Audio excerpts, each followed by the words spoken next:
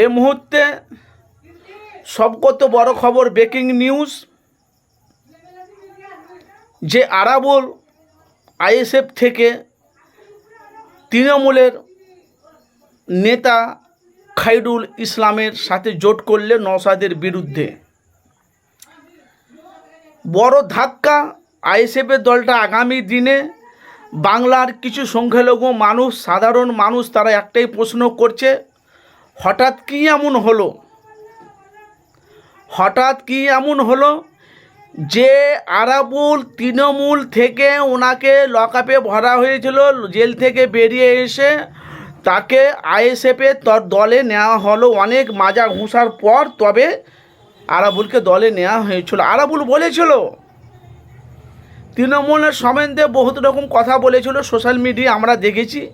ভাই, আমাদের কাজ হলো উভয় পক্ষে মানুষের কাছে সত্যটা আমাদের কাছে মানুষের কাছে তুলে ধরা। কিন্তু সেই যে আরাবুল এখন খায়রুল ইসলামকে তার সাথে থেকে নওশাদের বিরুদ্ধে জোট হয়ে বড় ধাক্কা আইএসএফের দলটাকে। সোশ্যাল মিডিয়ায় এখন আমরা দেখতে পাচ্ছি ব্যাপক হারে ঝড় উঠছে। তাহলে আইএসএফের দল আমরা দেখেছি যে বিধানসভা ভোটে নওশাদ সিদ্দিকী যেভাবে ভাঙড়ের মানুষেরা নওশাদকে জিতিয়ে আবার দ্বিতীয়বার এমএলএ বিধায়ক করেছে, আপনারা জানেন যে ইজ্জত, যে সম্মানটা ছিল না আরাবুলের। ভাই দেখেন, আমরা মিডিয়া, আমরা সাংবাদিক, আমাদের কাজ হলো কি মানুষের কাছে উভয় পক্ষে সত্যটা তুলে ধরা। কিভাবে দেখেছেন ভোট প্রচারে নওশাদ সিদ্দিকী যে যারা আইএসএফ করে, যারা আইএসএফের কর্মীরা, তাকে কিভাবে দেখেছেন ফুলের মালা পরিয়েছে, তাকে মিষ্টি খাইয়েছে, বড় বড় গিফট করেছে মালা সাজিয়ে। সে দৃশ্য কিন্তু আপনারা দেখেছেন, আমরাও দেখেছি। ভাইজান, কি এমন হলো? আরাবুল নার্সিংহোম খুললো, তারপরে এখন খায়রুল ইসলামের পাশে থেকে সামনে ভোট আসছে ভাই, তারা লড়াই করবে নওশাদের বিরুদ্ধে। তাহলে ভাই একটা প্রশ্ন রয়ে যাচ্ছে, তাহলে নওশাদ সিদ্দিকীর বিরুদ্ধে নওশাদ সিদ্দিকী কী এমন কাজ করছে? আর নওশাদ সিদ্দিকী তো ভাঙড়ের মানুষের পাশে থেকে তো মানুষের হয়ে কাজ করছে, এই জন্য তো দ্বিতীয়বার নওশাদ সিদ্দিকীকে ভাঙড়ের মানুষ জিতেলো। আপনারা বলেন, যেখানে বিজেপির 67টা 66 সিট ছিল, সেখানে 200-র উপরে সিট হয়ে গেল বিধানসভায়।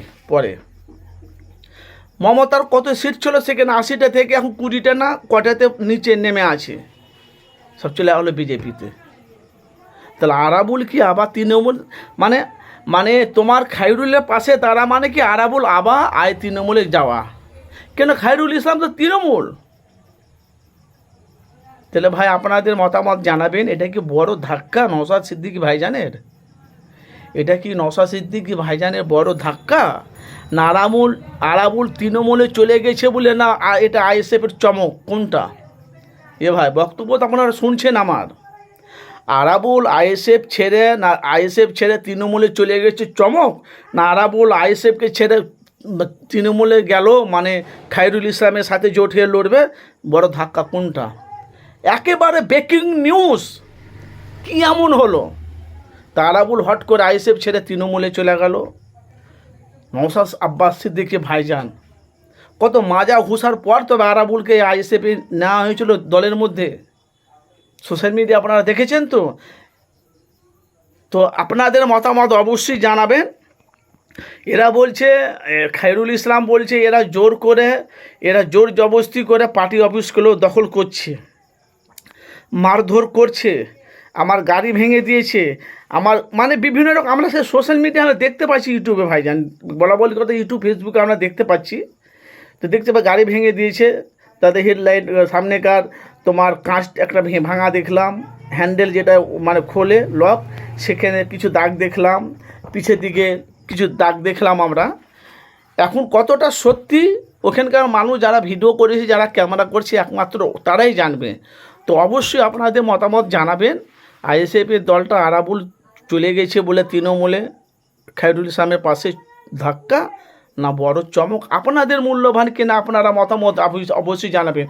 ভাঙড়ের কাজ না করলে নওশাদ সিদ্দিকীকে দ্বিতীয়বার ভাঙড়ের মানুষ জিতাতো না, এটারও নতুন একটা চমক। অবশ্যই আপনাদের মতামত জানাবেন। সবাই বলছে মারামারি কাটাকাটি দাঙ্গা বিভিন্ন রকম জিনিস সব হচ্ছে। এ বলছে খায়রুল ইসলাম বলছে আমরা নতুন আমরা সংগ্রাম অশান্তি আমরা চাই না, আমরা শান্তি বজায় চাই।